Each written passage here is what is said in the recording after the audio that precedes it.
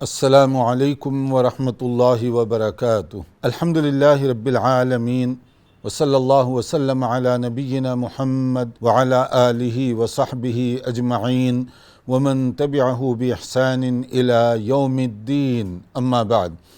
محترم بھائیوں اور بہنوں، حدیث کی مشہور کتاب الجامع الصحیح امام بخاری رحمۃ اللہ علیہ کی جو بہت ہی مشہور کتاب ہے، اس کے درس کا یہ سلسلہ ہے، اور کوشش کی جا رہی ہے کہ امام بخاری رحمۃ اللہ علیہ نے حدیث کی صحیح ترین کتاب میں جس ترتیب کے ساتھ احادیث ذکر کی ہیں، اسی ترتیب کے ساتھ ہم آپ کے سامنے ہر باب اور اس میں پائی جانے والی احادیث کا خلاصہ پیش کریں، تاکہ کم سے کم وقت میں آپ کو حدیث کی صحیح ترین معلومات پہنچ سکیں۔ اس وقت ہمارے سامنے جو عنوان ہے اور جو پچھلے ایپیسوڈ میں ہم نے اس کا ذکر کیا تھا، نفاق اور منافقین اور منافقت، ہیپوکریسی اور ہیپوکریٹ کے حوالے سے۔ نفاق یہ بہت خطرناک مرض ہے، یہ دلوں کو کھا جانے والی بیماری ہے۔ منافق یعنی جس کے دل میں کوئی اور بات ہوتی ہے مگر وہ ظاہر کچھ اور کرنے کی کوشش کرتا ہے، اور کبھی زبان سے وہ بات کرتا ہے جو اس کے دل اور دماغ میں نہیں ہوتی، اسی کو منافق اور منافقت کہا جاتا ہے۔ اور یہ شریعت اسلامیہ میں ایک بدترین جرم ہے۔ رسول اکرم صلی اللہ علیہ وسلم کی مدینہ منورہ والی زندگی میں جن لوگوں نے آپ صلی اللہ علیہ وسلم کو، صحابہ کرام کو، مسلمانوں کو نقصان پہنچانے کی جو کوشش کی، ان میں سے ایک خطرناک ترین جو گروپ تھا وہ انہی منافقین کا گروپ تھا۔ تو منافقین کے بارے میں جو کہا گیا کہ ان المنافقین فی الدرک الاسفل من النار، جہنم کے بدترین ٹھکانوں میں ان کو داخل کیا جائے گا، کیونکہ یہ بہت ضرر رساں ہیں، بہت نقصان دہ ہیں۔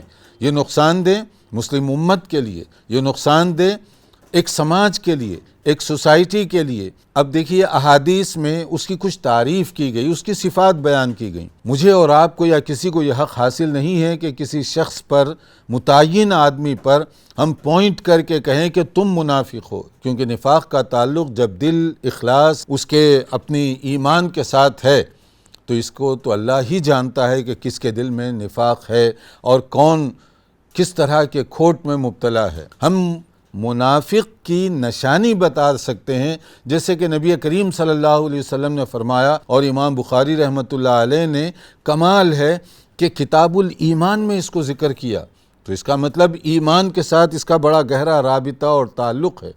آپ نے فرمایا، نبی صلی اللہ علیہ وسلم نے ارشاد فرمایا، آیت المنافق ثلاث، منافق کی جو یہ موٹی موٹی پہچان ہے اس کی کچھ باتیں بتائی جا رہی ہیں، تین نشانیاں۔ اذا حدث کذب، جب وہ بولے گا، بات کرے گا تو جھوٹ بولے گا، تو گویا جھوٹ بولنا یہ مومن کی علامت نہیں بلکہ منافق کی نشانی ہے۔ مومن وہ جھوٹ نہیں بولتا، اور اس کے مقابلے میں یہ منافقین کی علامت بتائی جا رہی ہے۔ اور وَإِذَا وَعَدَ أَخْلَفَ، جب کوئی اگریمنٹ ہو، وعدہ ہو، کسی کے ساتھ پرامس ہو، اس میں خلاف ورزی کرے گا، وہ اس کے اوپر پکا اور سچا نہیں اترے گا۔ یہاں صرف یہ نہیں ہے کہ وعدہ کر کے آدمی لیٹ ہو جائے یا وقت پر نہ پہنچے، اسی کو ہم کہیں کہ وعدہ خلافی۔ وعدہ، عہد و پیمان، اگریمنٹ جو دوسروں کے ساتھ آپ کرتے ہیں، اس میں کھرا اور سچا اترنا چاہیے ایک مومن کو۔ معاملات کے ذریعے سے تو پہچان ہوتی ہے آدمی کے اصل اخلاق کی، اور اس کے اندر جو باطن ہے وہ چھپا ہوا کون سا ہے، کتنا شریف النفس ہے یا برے مزاج کا آدمی ہے، معاملات کے ذریعے سے پہچانا جاتا ہے۔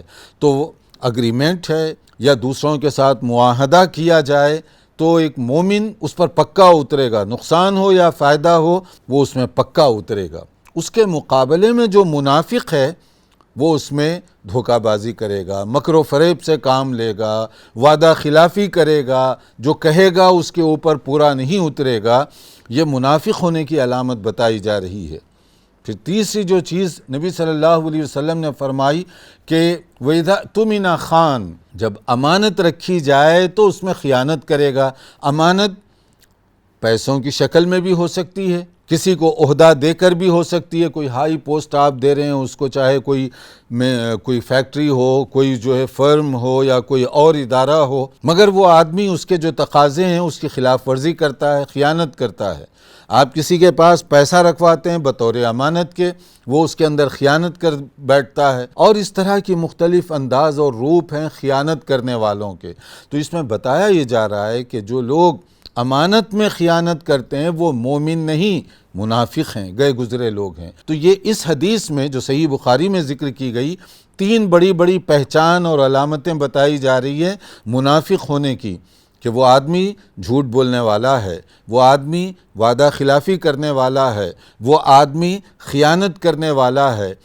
اب یہ جو حدیث ہے یہ صرف انفارمیشن کے لیے نہیں ہے کہ اپنے نالج میں اضافہ کیا جائے، بلکہ حدیث رسول صلی اللہ علیہ وسلم عمل کرنے کے لیے ہے۔ اس کو ذرا اپنے اوپر چسپاں کر کے دیکھیے، یہ گویا آئینہ ہے، یہ مرر ہے ہمارے لیے۔ ہمیں بتایا جا رہا ہے کہ منافق ہونے کی یہ پہچان ہے، کہیں ایسا تو نہیں ہمارے اندر یہ روگ، یہ بیماری پیدا ہو رہی ہو؟ اگر ہو رہی ہے تو بر وقت اس کو دور کر کے ایمان کی طرف لوٹنے کی ضرورت ہے۔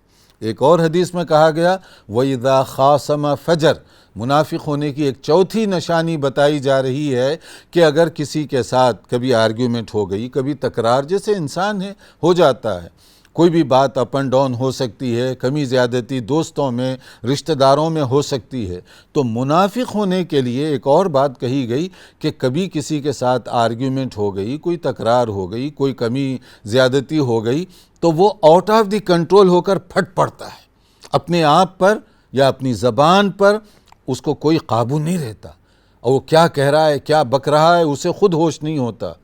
تو یہ آؤٹ آف دی کنٹرول ہو کر آدمی مغلظات وغیرہ بکنے لگ جاتا ہے۔ تو اس میں کہا گیا کہ یہ گویا ایک اور علامت ہے منافق ہونے کی۔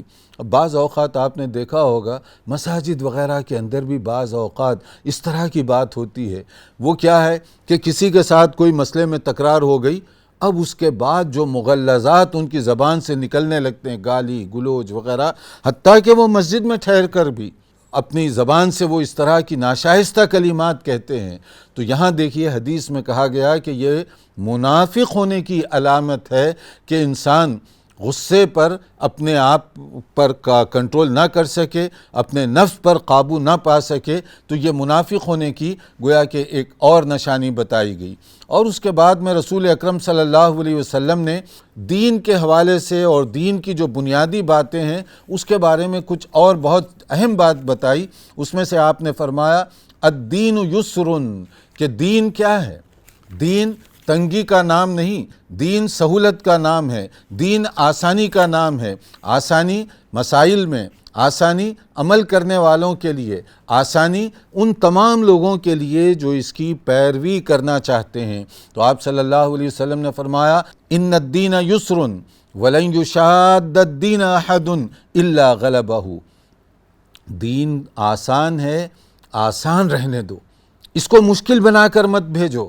نبی صلی اللہ علیہ وسلم کبھی بعض صحابہ کرام کو مختلف جگہوں پر بھیجا کرتے، ان میں سے خاص جو آپ کی ایڈوائس ہوا کرتی تھی وہ یہ کیا تھی کہ یسرا ولا تعسرا، کہ تم آسان اور سہولت فراہم کرنے والے بنا کر بھیجے گئے ہو۔ دینی مسائل بیان کرتے ہوئے اس یسر کا خیال رکھو، یعنی سہولت، ایزینس، آسانی، جب تک وہ شرعی فریم کے اندر ہے اس کا خیال رکھو، مشکل تنگی بنا کر مسائل کو مت پیش کرو۔ اسی طرح آپ صلی اللہ علیہ وسلم ہدایات دیا کرتے تھے، ان میں سے ایک خاص ہدایت یہ ہوا کرتی تھی بشرا ولا تنفرا، کہ خوشخبری سناؤ، دین سے متنفر مت کرو لوگوں کو۔ اب دیکھیے اس حدیث کی روشنی میں جو غیر ضروری، جس کو ہم کہتے ہیں نا اردو میں بال کی کھال نکالنا، بعض لوگ مسائل کے اندر اتنا الجھتے ہیں، اتنا الجھانے کی کوشش کرتے ہیں کہ تہ ان کے اندر سے کوئی کمی نکالنے کی وہ کوشش کرتے ہیں، جبکہ یہ حدیث بتا رہی ہے کہ دین آسان ہے، سہولت اس میں رکھی گئی ہے۔ رسول اکرم صلی اللہ علیہ وسلم کے بارے میں ایک خاص وصف بتایا گیا، ما خیر النبی صلی اللہ علیہ وسلم بین امرین الا اختار ایسرہما، کہ جب نبی صلی اللہ علیہ وسلم کو 2 کاموں کے درمیان یا 2 باتوں میں آپشن اختیار دیا جاتا تو آپ اس میں جو آسانی اور سہولت والا کام ہوتا اسی کو آپ پسند فرماتے۔ تاکہ امت کو کوئی نقصان نہ پہنچے، تکلیف نہ ہو، مشقت نہ ہو۔ جو ذرا آسان دکھائی دیتا، جس میں زیادہ سہولت دکھائی دیتی، وسعت زیادہ یعنی فلیکسیبلٹی زیادہ ہوتی، آپ عام طور پر وہی چیز پسند فرماتے امت کی آسانی کی خاطر، امت کی سہولت کی خاطر۔ دین کے ان رہنماؤں کے لیے بھی یہ حدیث ایک بہت بڑا پیغام رکھتی ہے، جو کہیں بھی جاتے ہیں، کسی بھی مسجد میں جاتے ہیں تو وہاں کیا کمزوری ہے، وہاں کیا منفی چیز پائی جاتی ہے، بس نظر انہی چیزوں کی طرف ان کی ہوتی ہے۔ جو اس کے اندر پائی جانے والے مثبت پہلو ہیں، پازیٹیو چیزیں ہیں، اس کی طرف ان کی نظر نہیں جاتی۔ یہ مومنانہ انداز نہیں، یہ درست طریقہ نہیں۔ آپ اگر کسی کی غلطی کی اصلاح بھی کرنا چاہتے ہیں، اس کا ایک طریقہ بتایا گیا ہے، اور اس طریقے کے مطابق عمل کریں گے تو اس کی اصلاح بھی ہو جائے گی، اور کسی کی دل آزاری اور دل شکنی بھی نہیں ہوگی۔ اس کے برعکس اگر آپ تنگی، ترشی، سختی کا معاملہ اختیار کریں گے تو اس میں غیر ضروری قسم کی الجھنیں پیدا ہوں گی۔ اسی طرح دین کے وہ مسائل جن میں سہولت رکھی گئی، آپ غیر ضروری اس میں سختی مت پیدا کیجیے۔ جہاں فلیکسیبلٹی ہے، جہاں گنجائش ہے دینی اور شرعی امور میں، چاہے شوہر اور بیوی کے مسائل ہوں، چاہے وہ لباس کا مسئلہ ہو، چاہے رہن سہن کا مسئلہ ہو، چاہے عبادات کا مسئلہ ہو، شرعی حدود میں رہتے ہوئے جہاں سہولت کا پہلو ہے وہاں اس کو اختیار کرنا، اسی میں ہم سب کے لیے خیر، ہم سب کے لیے بھلائی ہے۔ اللہ کا دین جو اللہ تعالیٰ نے پسند فرمایا، اس میں جو احکام اور مسائل بتائے گئے ہیں، اس کو اسی انداز سے دیکھنے کی ضرورت ہے۔ جہاں پر سہولت رکھی گئی ہے شرعی حدود میں رہتے ہوئے، اس سہولت سے بھرپور ہمیں فائدہ اٹھانا چاہیے۔ اس کے بعد میں ایک اور بات بتائی جا رہی ہے کہ کوئی آدمی اللہ نے اس کو توفیق دی، دائرہ اسلام میں داخل ہو گیا، تو مسلمان ہونے کی وجہ سے سابقہ اس کی جو اچھائیاں تھیں، اگر کوئی ایسے لوگ ہوتے ہیں جو کفر کے زمانے میں بھی اچھے کام کرتے ہیں، تو کیا مسلمان ہونے کے بعد سابقہ ریکارڈ میں سے کوئی کام آنے والا ہے؟ اس کو کوئی فائدہ پہنچے گا؟ اس کو گناہ تو اس کے معاف ہو جائیں گے، جیسے حدیث میں کہا گیا ایک آدمی جب مسلمان ہوتا ہے تو پچھلی جو غلطیاں کوتاہیاں ہیں اللہ تعالیٰ اپنے فضل و کرم سے اس کو معاف فرما دیتے ہیں۔ لیکن اگر خیر کا کام ہوا ہو تو اس کا فائدہ اس کو ہوگا۔ یعنی مسلمان ہونے کے بعد یہ نہیں کہ اس کا ریکارڈ لپیٹ دیا جاتا ہے، اس کی جو کمزوریاں تھیں، گناہ کے کام تھے، وہ معاف کر دیے گئے۔ خیر کا کام ہوا، خوبی کا کوئی کام ہوا تو اس کا اجر و ثواب بھی اس کو مسلمان ہونے کے بعد بھی مل سکتا ہے۔ تو دیکھیے کوئی آدمی دائرہ اسلام میں داخل ہو، کتنا اس کو فائدہ ہو رہا ہے۔ تو نبی صلی اللہ علیہ وسلم نے فرمایا اذا اسلم العبد فحسن اسلامہ یکفر اللہ عنہ کل سیئۃ کان زلفہا، کہ جب کوئی آدمی مسلمان ہو جاتا ہے تو اللہ تعالیٰ اس کی وہ پچھلی غلطیاں یا گناہ کے کام وہ تو معاف فرما دیتا ہے، لیکن اگر اس کی جو نیکیاں تھی، کوئی اچھے خیر کے کام اس نے کیا تو اگلی اس میں کام آئیں گے۔ یعنی اسلام قبول کرنے کے بعد اس کے وہ فائدہ اس کو ملے گا۔ تو ہر صورت میں اچھے کام مفید ہو سکتے ہیں، فائدہ مند ہو سکتے ہیں، بشرطے کہ وہ اسلام قبول کرے اور وہ مسلمان ہو۔ جب وہ مسلمان ہوگا، دائرہ اسلام میں داخل ہوگا، تو اس کو فائدہ ہی فائدہ وہاں پر ملے گا۔ ایسے ہی دیکھیے ایک اور بات ہے کہ اللہ تعالیٰ وہ عبادت پسند فرماتے ہیں جس میں ریگولاریٹی ہو، تسلسل۔ تسلسل کا مطلب کیا ہوتا ہے عبادت میں؟ بعض اوقات لوگ جوش میں کسی وجہ سے آ کر مثلا نفل پر نفل پڑھنے لگ گئے، نفل پر نفل پڑھنے لگ گئے، اور اس کے بعد کیا ہوتا ہے؟ پھر کئی دن تک نفل نہیں پڑھتے، جوش میں آ گئے، پوری رات جاگ کر عبادت کر رہے ہیں، اور پھر اس کے بعد نتیجہ یہ ہوتا ہے کہ فجر کی نماز بھی چھوٹ جاتی ہے۔ اور کبھی جوش میں آ گئے تو اس کی وجہ سے وہ روزانہ روزہ رکھنا شروع کر دیتے ہیں، اور بعد میں پھر فرض روزہ رکھتے ہوئے بھی تردد کرتے ہیں، کتراتے ہیں۔ تو یہ جو انداز ہے نبی صلی اللہ علیہ وسلم نے اس انداز کو پسند نہیں فرمایا۔ عبادت کرو تو اعتدال کے ساتھ۔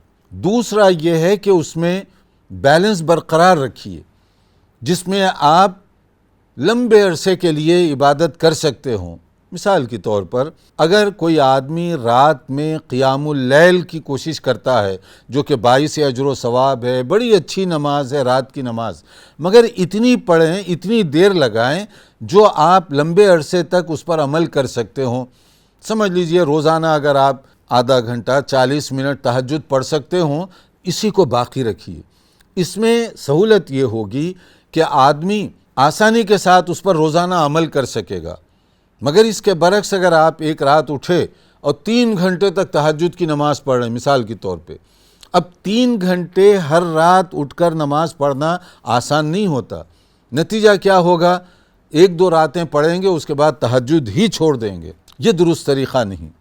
اور اسی طرح کچھ لوگ قرآن مجید کی تلاوت کرتے ہیں جو کہ باعث ثواب ہے، مگر قرآن کریم کی تلاوت میں بھی یہی اسلوب اختیار کرنا چاہیے کہ جب تک توانائی ہے، جب تک ذہن و دماغ آمادہ ہیں تو آپ تلاوت کیجئے، اور اس کے بعد جب تھکان محسوس ہو رہی ہے تو آپ بند کر دیجئے قرآن کریم۔ ایسا نہ ہو کہ قرآن پڑھتے ہوئے بوریت آپ کے اوپر طاری ہو جائے اور پھر اس کا جو ثواب ہے، جو فضیلت ہے، وہ اس سے آپ محروم ہوتے چلے جائیں۔ تو اس کا طریقہ کیا ہے؟ روزانہ آپ قرآن کریم کی تلاوت کرتے ہوئے کوئی حصہ مقرر کر لیجئے کہ میں ہر دن آدھے پارے کی تلاوت کروں گا۔ اب آدھے پارے کے بعد روک دیجئے، کیونکہ آدھا پارہ روزانہ پڑھنا آسان ہے، مگر ایک دن بیٹھ گئے آپ 3 پارے 4 پارے 5 پارے پڑھ لیے اور اس کے بعد میں 1 ہفتے تک قرآن کو ٹچ ہی نہیں کیا۔ ایسی جو عبادت کا انداز ہے یہ دین میں ناپسندیدہ ہے۔ نبی صلی اللہ علیہ وسلم نے فرمایا کہ بہترین عمل کون سا ہے؟ جس میں مداومت ہو سکے۔ مداومت کہتے ہیں ریگولاریٹی کو، تسلسل برقرار رکھا جا سکے۔ تسلسل اسی وقت باقی ہوگا جب آپ اعتدال میانہ روی کے ساتھ عبادت کریں گے، تو چاہے وہ نوافل کا مسئلہ ہو، چاہے وہ روزے کا مسئلہ ہو، چاہے قرآن کریم کی تلاوت کا مسئلہ ہو، کوئی بھی اور اعمال صالحہ ہوں، اس میں یہی اصول اپنے سامنے ہونا چاہیے کہ عمل اس طرح سے کریں کہ چلتا رہے، کوئی تھکان نہ ہو۔ ہر دن آدمی اٹھے 40 منٹ کے لیے 50 منٹ کے لیے تہجد ادا کرے، آسان بھی ہے، اس پر عمل کرنا اس کے لیے کوئی مشکل نہیں ہوگی۔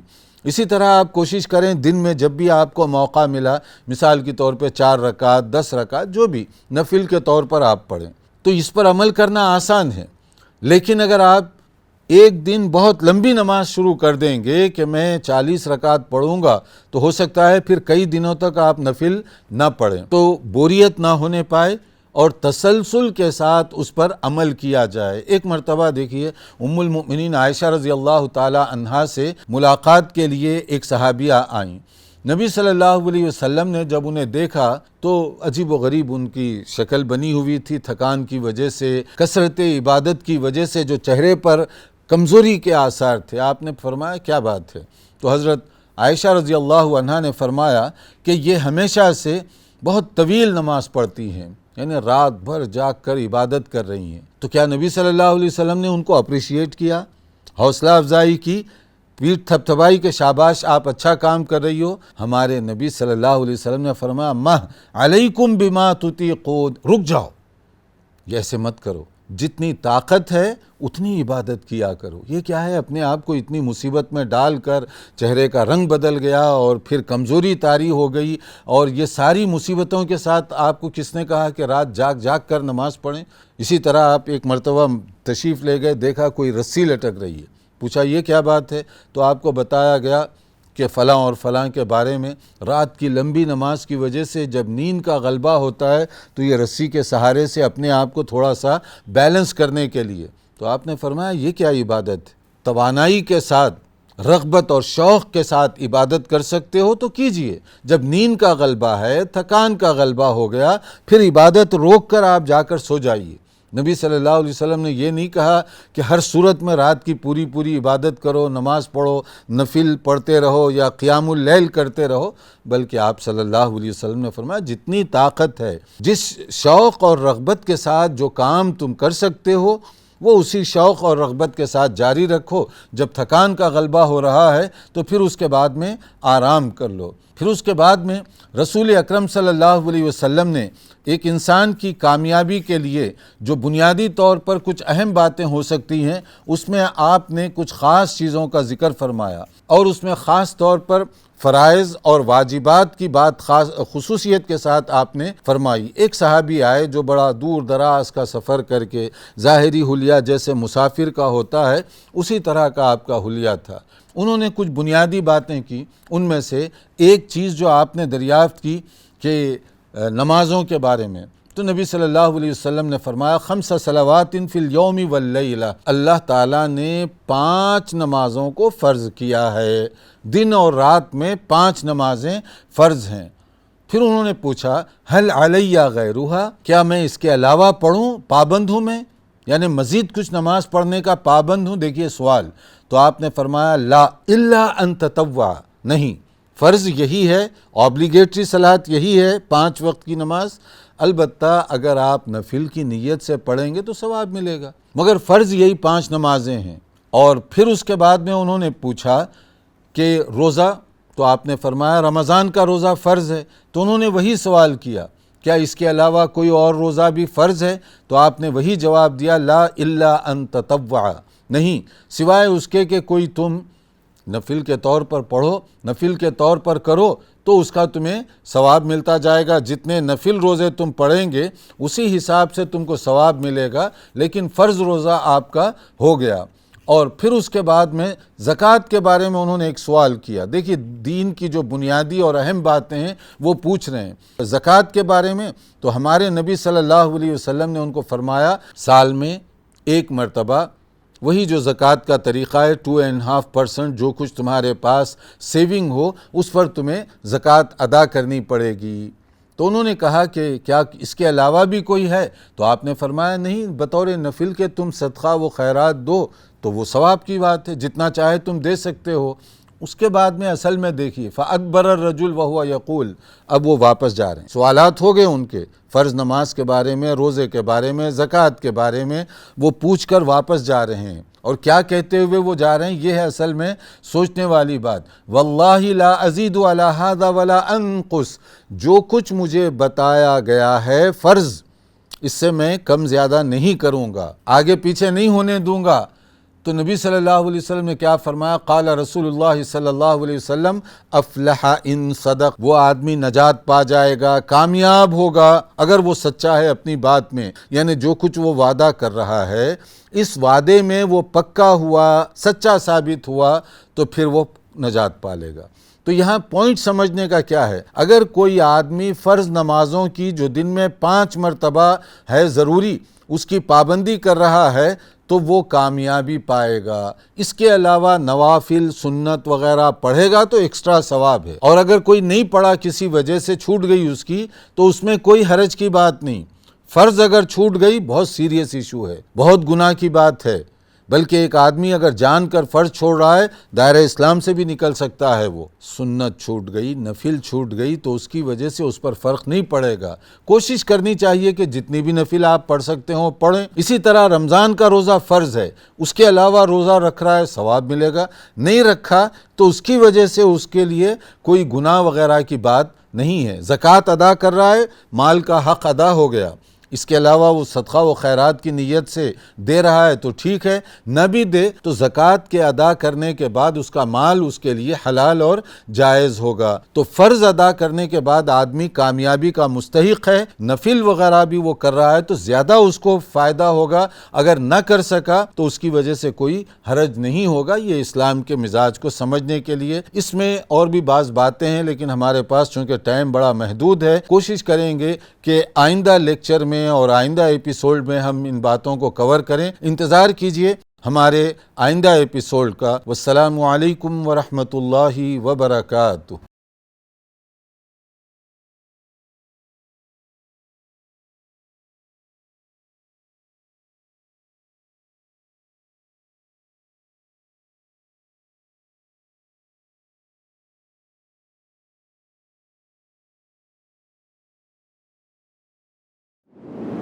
مرسی ٹی وی کے مزید ویڈیوز کے لیے ہمارے چینل کو سبسکرائب کریں اور بیل آئیکن کو کلک کرنا نہ بھولیں۔ جزاک اللہ خیر۔ مرسی ٹی وی، پیغام رحمت۔